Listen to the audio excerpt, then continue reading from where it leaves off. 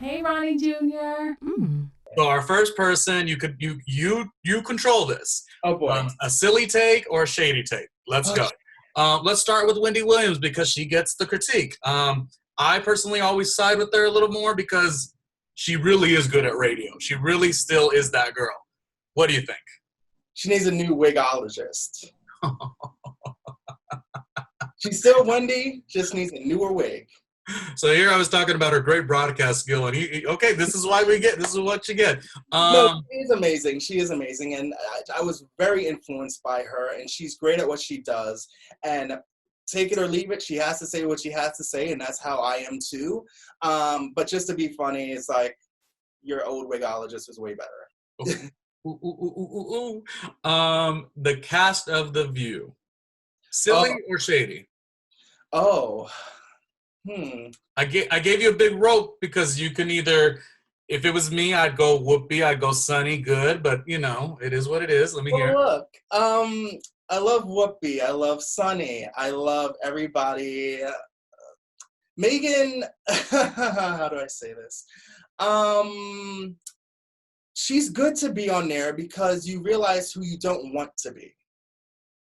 You get to know that your parents actually taught you discipline and not to talk back and when to talk and when not to talk and how to be an adult. You know what like punishment looks like if you talk out of line. And with Megan, it doesn't look like she knows what that is. It doesn't look like her parents got her together. So Whoopi gets her together. Really, there's nobody like Whoopi. I just adore Whoopi. I mean, and we all do. Whoopi will pass gas on the show, and that, to me, is what we're here for. Whoopi did enough to do whatever she wants to do on camera. She is a legend. Yeah. Another person I just want to bring up, just because I, for some reason, thought of this right in the moment. What was your take on just like Rosie O'Donnell? Because I feel like sometimes she slept on the fact that like she had a fantastic, brilliant talk show that she left, by the way. And she doesn't get her roses all the time. Silly or shady with Rosie O'Donnell?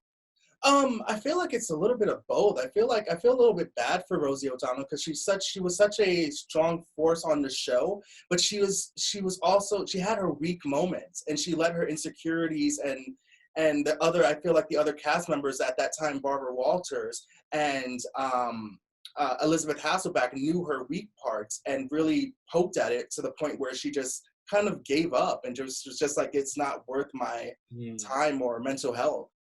Even though she's politically active and I appreciate her viewpoints on Twitter, I just really do go back to her talk show on her own. Even though it was a lighter, maybe an easier, not as heavy of a load to do like a fun, kooky talk show. But I just really liked what it stood for. She really is special. I would hope that her legacy continues to be pretty positive. 100%.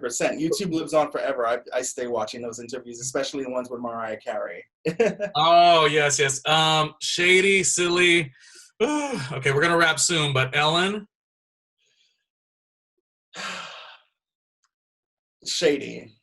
She's Shady McShaderson. It just seems like she has a problem with people. She has a problem with Kathy Griffin. She had a problem with Nikki Tutorials. She has a problem. It seems like she gets intimidated really quickly, but yet she is still silly if you ignore all the issues that she has with people. I still watch her HBO comedy specials that she did back in the day, but I do feel like she's a little bit shady. One comment, a positive, uplifting comment about my queen, J-Lo. Go.